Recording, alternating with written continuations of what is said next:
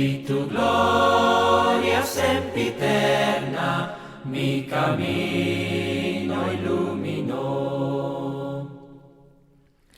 Solo sé que ilusionado en este mundo.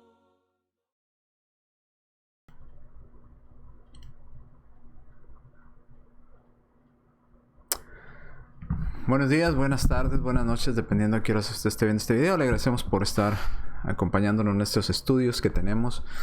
Hoy vamos a ver el tema número 15, la unidad de la iglesia. Un tema cortito, pero que nos va a ayudar a la introducción hacia el siguiente tema que hemos estado tratando. Ya vimos la organización, la iglesia, la organización de la iglesia.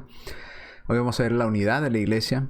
Y luego vamos, la próxima semana, si Dios lo permite, a la adoración de la iglesia, cómo la iglesia del Nuevo Testamento debe de adorar, que es una de las formas de reconocer a la iglesia del Nuevo Testamento. Bien, vamos a ir a las diapositivas. Y como les decía, el tema número 15, la unidad de la iglesia, o de las iglesias de Cristo. Y vamos a ver los números de temas que hemos visto. Hemos visto hasta este momento Eras y Testamentos. Yo pienso que es y que no es autoridad bíblica. No debemos de poner ni quitarle la palabra de Dios. Mandamiento directo, ejemplo apostólico, implicación divina, contexto, que es el pecado, la salvación, el evangelio, el bautismo, la iglesia, la organización de la iglesia, la unidad de la iglesia es el que vamos a ver el día de hoy. Y vamos al primer pasaje. La iglesia del primer siglo, en Efesios capítulo 4, versículos del 1 al 6, dice: Yo pues, preso en el Señor, os ruego que andéis como es digno de la vocación con que fuisteis llamados, con toda humildad y mansedumbre, soportándoos con paciencia los unos a los otros en amor, solícitos en guardar la unidad del Espíritu. Se pide unidad, o la iglesia verdadera debe tener unidad en el vínculo de la paz, un cuerpo, no dos cuerpos. Recuerden, la iglesia es el cuerpo de Cristo. Un cuerpo, un espíritu, como también fuisteis llamados en una misma esperanza de vuestra vocación. No hay dos esperanzas en el cuerpo de Cristo en la iglesia. No hay una esperanza de ir al cielo, otra esperanza de quedarse en la tierra. No, es una misma esperanza. La misma esperanza es para todos, la de ir al cielo. Igual estando en un solo cuerpo. En un espíritu lo puse en rojo porque es importante subrayar que estamos en unidad con el Espíritu, con un Señor y con un Padre. Dice: como fuisteis también llamados en una misma esperanza de vuestra vocación, un Señor, una fe, un bautismo, un Dios y Padre del todos, el cual es sobre todos y por todos. Podemos ver entonces que la unidad es en un solo cuerpo. Es algo como esta imagen que puse por aquí. Es Efesios 4:4 nos dice que es así, una iglesia. No es, ¿verdad? No como esto, ¿verdad? Muchos cuerpos, diferentes cuerpos, ¿verdad? Y una sola cabeza. No, es una cabeza con un cuerpo. Es lo que dice Efesios 4:4. Un cuerpo, no dos cuerpos, 3, 4, 5, 6, 7, 8. No, un solo cuerpo. Y usted dirá: bueno, pero ¿cómo pueden ser una sola iglesia si está una congregación aquí en Dallas, otra en México, otra en Monclova, otra en Chihuahua, otra en El Salvador? Bueno, aunque son congregaciones locales, todas y cada una de ellas forman parte del mismo cuerpo, porque es un solo cuerpo. Ese mismo cuerpo está unido a la misma cabeza que es nuestro Señor Jesucristo. No son cuerpos diferentes, sino un solo cuerpo. Entonces se menciona que es un solo cuerpo, o sea, una sola iglesia en el sentido universal, ¿verdad? En el sentido general de la Escritura. Mientras ese grupo de personas adoren a Dios de la manera correcta, sigan a su cabeza de la manera correcta, son parte de ese cuerpo. ¿Ok? Bien, vimos ya esa parte. Vamos la siguiente diapositiva. Nuestro Señor Jesucristo oró por la unidad de aquellos hermanos que forman parte de su cuerpo, de la iglesia. Dice Juan 17:20, mas no ruego solamente por estos, sino también por los que han de creer en mí por la palabra de ellos, para que todos sean uno, no dos, no tres, no cuatro, sean uno en un cuerpo, ¿verdad?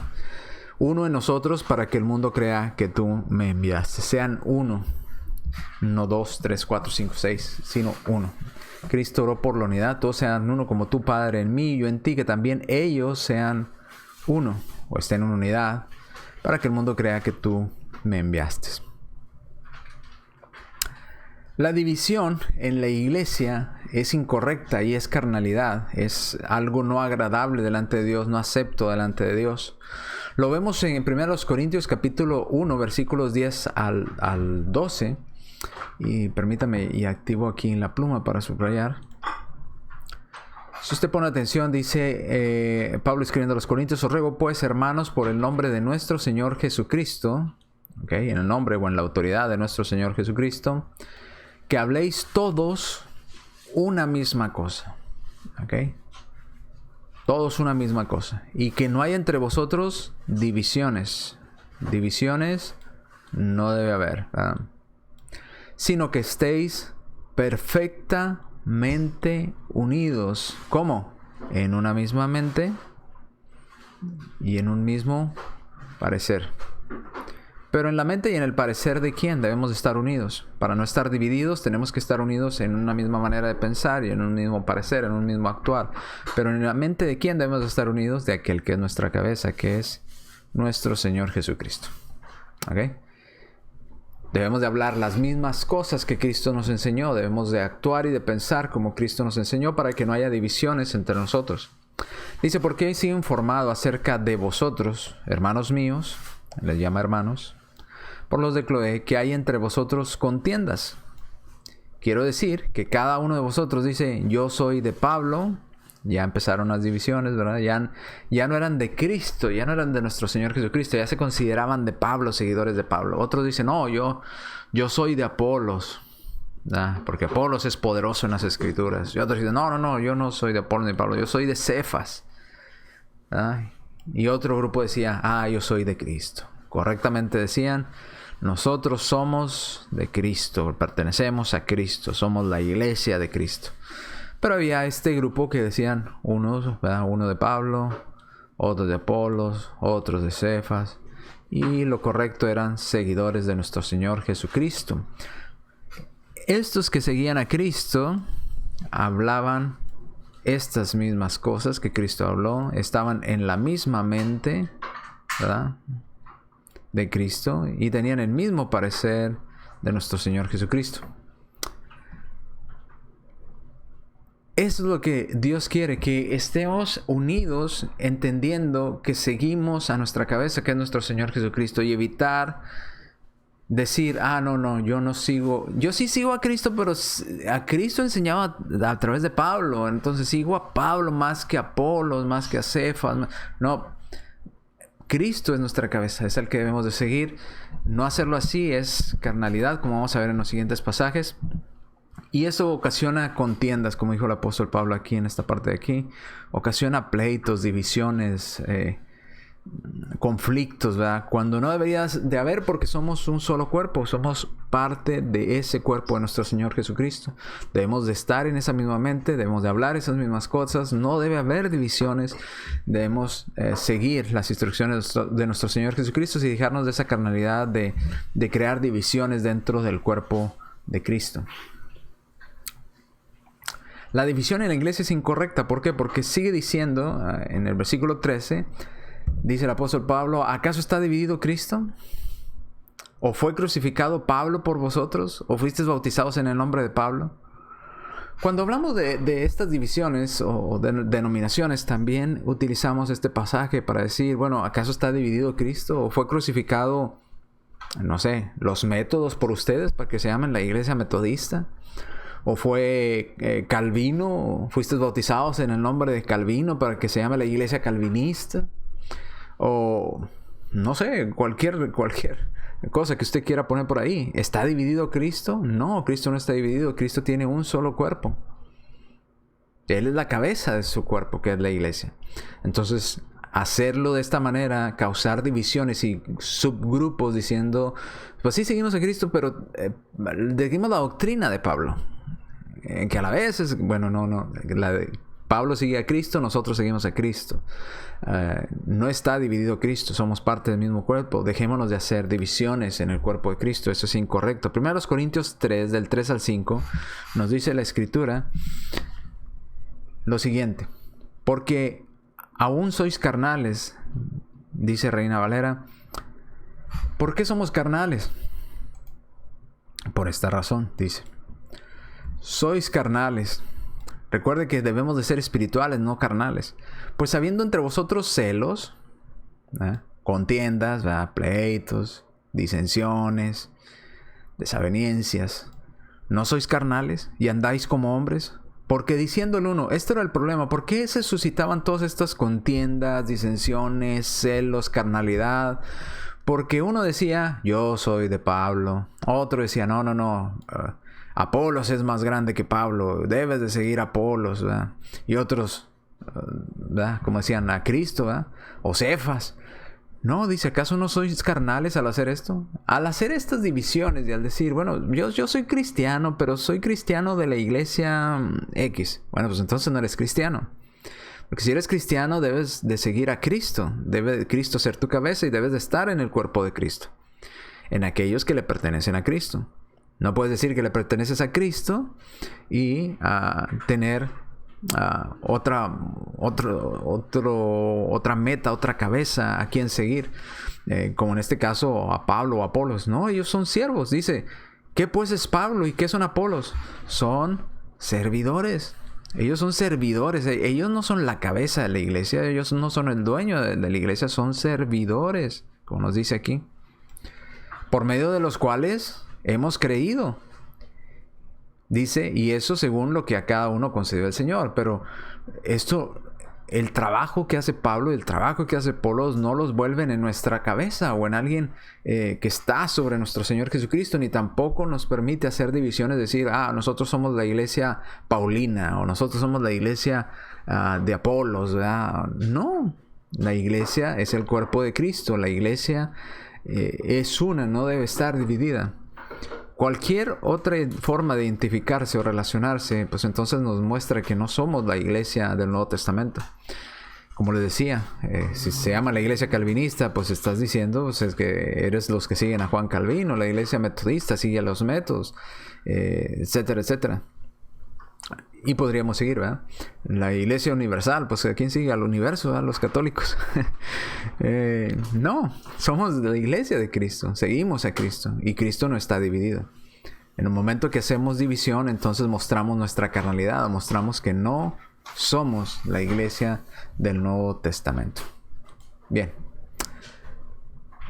Seguimos entonces. La palabra de Dios une a la iglesia. Podemos decir, bueno, pero ¿cómo sabemos que podemos estar unidos? ¿Qué es lo que nos une? ¿Qué es lo que nos une como un solo cuerpo con una iglesia? Bueno, la doctrina. Dos cosas importantes que unen a la iglesia. Una de ellas es la doctrina.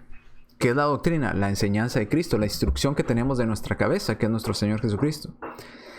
Si seguimos lo que Cristo dice, como lo dijo, en el contexto que lo dijo, pues podemos estar unidos y podemos ser parte de ese mismo cuerpo. Si seguimos la misma doctrina, la misma enseñanza.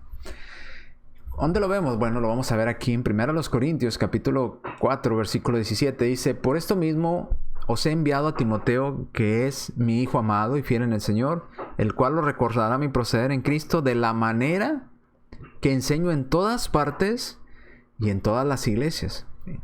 ¿En cuáles iglesias? Había muchas iglesias diferentes, no, pues había una única iglesia, pero se refiere a todas aquellas que estaban en diferentes ciudades o en diferentes regiones, pero formaban parte del mismo cuerpo. Y si usted puede notar aquí claramente que esa enseñanza que el apóstol Pablo daba, la enseñaba en todas partes, ¿verdad? En todas partes y en todas las iglesias. Porque si tenían esa misma enseñanza, si tenían esa misma doctrina, podíamos estar en unidad, podíamos estar en comunión, porque éramos parte del mismo cuerpo, de la misma enseñanza, de la misma iglesia. Y dice, por eso les he enviado a Timoteo, que es mi hijo amado, que es fiel en el Señor. fiel en las enseñanzas de Cristo, fiel en las cosas que nuestra cabeza mandó. Y Él les va a recordar, como dice aquí, mi proceder. ¿Cuál proceder? Mi proceder en Cristo. ¿Por qué? Porque Pablo enseñaba lo que Cristo enseñaba. Mandó enseñarle, ¿verdad? Lo que Cristo le mandó decir. Entonces, era la enseñanza de Cristo, no la enseñanza de Pablo. Por eso Pablo enseñaba lo que Cristo le mandó en todas partes y en todas las iglesias. En todo lugar donde iba, hacía lo mismo. Dice, y como sé que Timoteo hace lo mismo, que es fiel en estas ordenanzas del Señor, lo voy a mandar a ustedes para que les recuerde cuál es mi proceder en Cristo Jesús, de la manera que enseño en todas partes, en todas las iglesias, igual va a enseñar Timoteo. Así es que lo que nos une es la doctrina. 1 Corintios capítulo 7, versículo 17, pero cada uno como el Señor le repartió y como Dios llamó a cada uno, así haga. Esto ordeno en todas las iglesias. Lo mismo debían de hacer o debían de llevar a cabo todas las iglesias. ¿Por qué? Porque Efesios 4:5 nos dice que hay un Señor, el único que da las órdenes a la iglesia, que es la cabeza de él, ¿verdad? Un Señor, una fe, no hay dos fe, tres diferentes, cuatro, cinco, hay una sola fe, ¿verdad? Que debemos de seguir para estar en unidad en la iglesia. Seguir al mismo Señor, seguir la misma fe, fieles en el Señor, enseñando y recordando lo que Cristo mandó en todas partes y en todas las iglesias. De esa manera podemos estar unidos. Si alguien de repente empieza a enseñar una fe diferente y siguiendo un Señor diferente, recordando cosas o enseñando cosas que Cristo no mandó o torciendo las Escrituras, pues no podemos estar en unidad con ellos, o no lo estamos en unidad, porque para estar en unidad tenemos que estar en la misma fe, en el mismo Señor, en la misma doctrina, en la misma enseñanza que se tenían en todas las congregaciones. Gálatas capítulo 1, versículo 6 al versículo 10 nos sigue recordando que no hay dos evangelios o dos formas de enseñar que una persona necesita para ser salvo. Dice Gálatas 1, 6 a 10. Estoy maravillado de que tan pronto os hayáis alejado de aquel que os llamó por la gracia de Cristo para seguir un evangelio diferente. Y no es que haya otro, no hay otro evangelio diferente, sino que hay algunos que todavía viven carnalmente y quieren hacer divisiones y los perturban y quieren pervertir el evangelio de Cristo. En lugar de decirle nada más lo que Cristo mandó, ponen requisitos que Cristo no mandó o quitan requisitos de los que Cristo pidió. Dice, por ejemplo, para ser salvo, ¿verdad? Que oír, creer, arrepentirse, confesar, ser bautizados, ¿verdad? Perdón, dice ser fiel hasta la muerte. Y vemos que hay personas que dicen, no, pero también hay que añadirle ahí, hay que cumplir con 40 horas de tocar puertas, hay que cumplir con una entrevista a los ancianos, hay que cumplir con aprenderse todo este libro que le vamos a dar que se memorice, hay que aprender esto otro, hay que aprender a hacer lo otro. Bueno, ponen un montón de requisitos que no están ahí. Entonces pervierten el evangelio de nuestro Señor Jesucristo. Le dice, no necesita obedecer el evangelio, que el evangelio no es muerte y sepultura y resurrección. Con que usted crea en Cristo y crea que lo amó y que murió por usted, con eso es suficiente. No, pervierten el evangelio de nuestro Señor Jesucristo. Dice, mas si aún nosotros o un ángel del cielo anunciare otro evangelio diferente del que hemos anunciado, sea anatema, sea maldito. Como antes los hemos dicho también, ahora lo repito, si alguno les predica diferente evangelio del que ya han recibido, sea maldito. Ahora dice, ¿busco el favor de los hombres o el de Dios? ¿O trato de agradar a los hombres? Pues si todavía agradar a los hombres, no sería siervo de Cristo. Entonces tenemos que seguir a nuestra cabeza, seguir a Cristo, no al hombre. Habrá hombres que nos digan, sí, tienes que hacer eso que dice en la Biblia, más esto otro. No, entonces ya no estoy agradando a Cristo, estoy agradando a esa persona. Ya no soy seguidor de Cristo, soy seguidor de esa persona. Entonces hay que seguir a Cristo, no a los hombres. Pues si todavía agradara a los hombres, pues no seríamos siervos de nuestra cabeza, de Cristo. ¿Ok?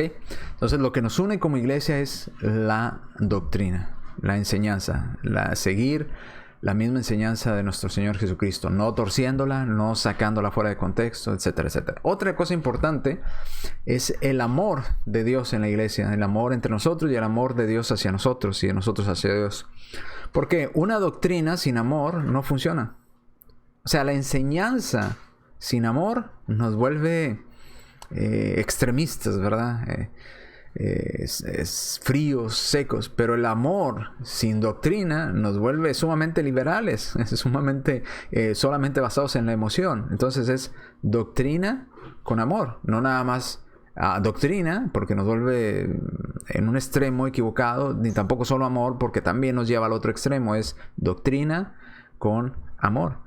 En Juan capítulo 13, versículos 34 al 35, dice nuestro Señor Jesucristo: un mandamiento nuevo les doy, que os améis unos a otros como yo los he amado, que también os améis unos a otros. En esto conocerán todos que sois mis discípulos, si tuvieres amor los unos con los otros. Entonces es indispensable el amor hacia nuestro prójimo. El segundo mandamiento es amar a Dios el primero. El segundo, amar a tu prójimo como a ti mismo. Es indispensable cumplir con este mandamiento. No solamente a nuestro prójimo, sino también amar a Dios. Porque el primero es amar a Dios, el segundo es amar a nuestro prójimo. Es doctrina con amor. Primera de Juan 3:17. Pero el que tiene bienes de este mundo y ve a su hermano tener necesidad y cierra contra él su corazón, ¿cómo mora el amor de Dios en él? En el Hechos 11, 28 al 30, vemos que aún entre congregaciones, hermanos de la iglesia de Cristo que estaban en diferentes ciudades, cuando hubo hambre o necesidad en una congregación en específico, otras congregaciones mandaron ayuda o socorro a esos hermanos que estaban en necesidad. Lo vemos en Hechos 11, 28 al 30. Dice: levantándose uno de ellos, llamado Agabo, daba a entender por el Espíritu que vendría una gran hambre en toda la tierra habitada, la cual sucedió en el tiempo de Claudio. Entonces los discípulos, cada uno conforme a lo que tenía, determinaron enviar socorro a los hermanos que habitaban en Judea, que eran los que estaban viviendo esta necesidad, la cual en efecto hicieron, enviándolo a los ancianos por mano de Bernabé y de Saulo. Entonces, sabían que estaban unidos por la misma doctrina y la misma enseñanza, y también por el amor, y por eso ellos mostraron amor a sus hermanos que estaban en necesidad, en este caso en el área de Judea, y mandaron ayuda y socorro a los hermanos que estaban en necesidad en aquellas áreas. ¿Da? Entonces, la iglesia está unida por doctrina y el amor.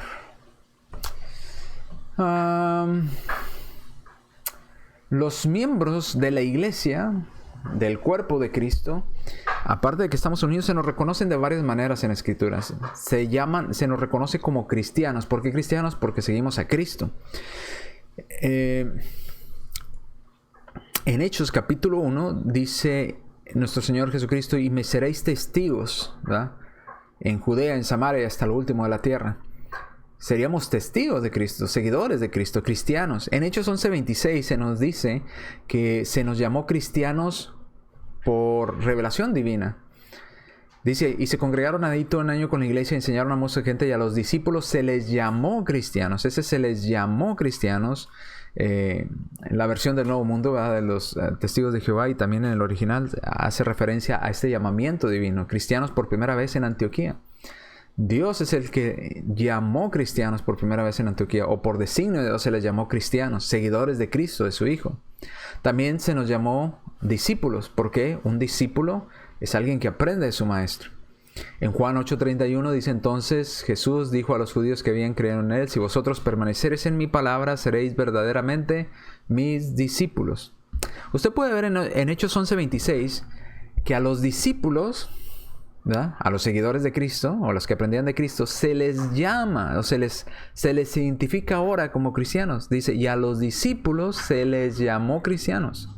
Entonces, se reconocían como discípulos y ahora se les reconocía como cristianos, seguidores de Cristo o discípulos de Cristo. Entonces, Juan 8:31 dice: y seréis verdaderamente mis discípulos si permanecemos en las palabras de Cristo. Si permanecemos en la doctrina de Cristo, entonces somos verdaderos cristianos, entonces somos discípulos de Cristo. También se nos reconoce como hermanos. Por eso somos parte del mismo cuerpo, de la misma iglesia. Estamos en unidad, así como en una familia, ¿verdad? 1 Corintios 15:58 dice: así que, hermanos míos, Pablo escribiendo a los Corintios, estad firmes y constantes, creciendo en la obra del Señor, siempre sabiendo que vuestro trabajo en el Señor no es en vano. Hermanos míos, ¿verdad? También nos reconocemos entre hermanos. ¿Por qué? Porque formamos parte de la misma familia, formamos parte del mismo cuerpo, somos discípulos del mismo maestro y seguimos al mismo maestro, que es nuestro Señor Jesucristo. Por eso nos llamamos cristianos, discípulos, hermanos.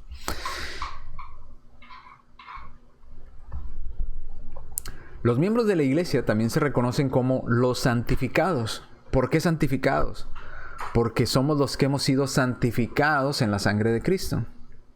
1 Corintios 1:2 dice, a la iglesia de Dios que está en Corinto, la iglesia que le pertenece a Dios, Cristo es Dios, a los santificados en Cristo, santificados en Cristo, Jesús, llamados a ser santos con todos los que en cualquier lugar invocan el nombre de nuestro Señor Jesucristo, Señor de ellos y nuestro. Entonces también se nos reconoce como santificados. ¿Por qué santificados? Porque hemos sido santos en la sangre de Cristo, en Cristo Jesús, y hemos sido llamados a ser santos. También una forma de reconocer esta unidad es algo muy importante, se nos llama hijos de Dios. Juan 1:12 dice, mas a todos los que le recibieron, a los que creen en su nombre, les dio potestad de ser hechos hijos de Dios. Entonces, cristianos, discípulos, santificados, hijos de Dios, miembros de la familia de Dios también, que es una forma,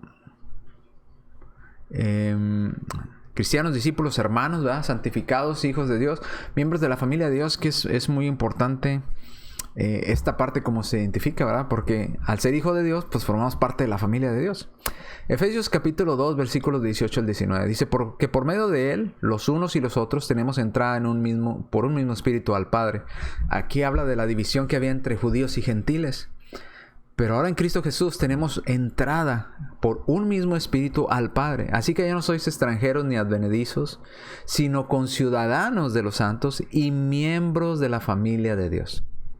Somos miembros de la familia de Dios, somos hijos de Dios porque hemos sido santificados, porque somos hermanos entre nosotros, porque seguimos a nuestro Señor Jesucristo, somos discípulos de Cristo, somos cristianos porque seguimos a Cristo. Por eso somos miembros de la familia de Dios. Eso nos pone en unidad con Dios, en la familia de Dios, en el cuerpo de Cristo, en la iglesia del Señor.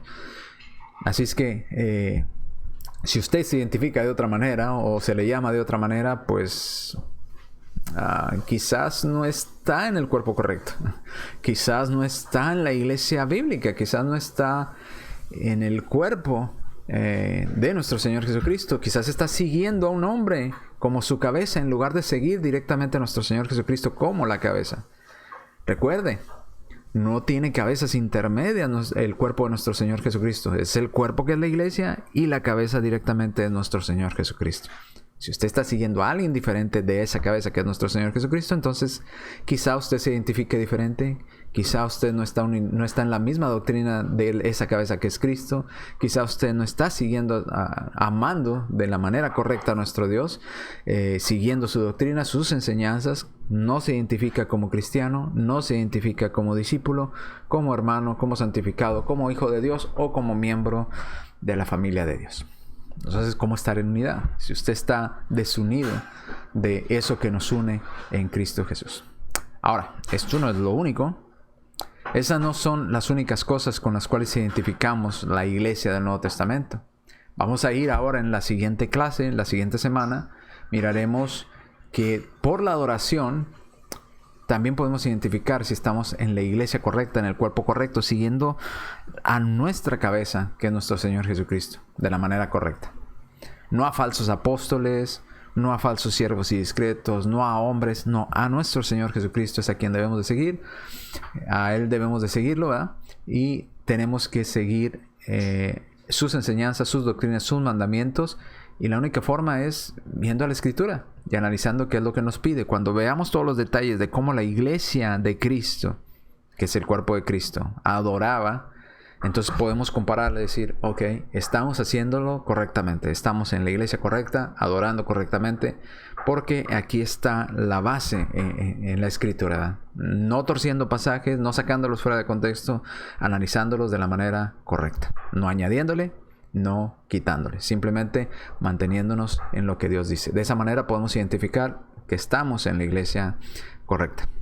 Entonces, próxima semana, si Dios lo permite, estaremos iniciando con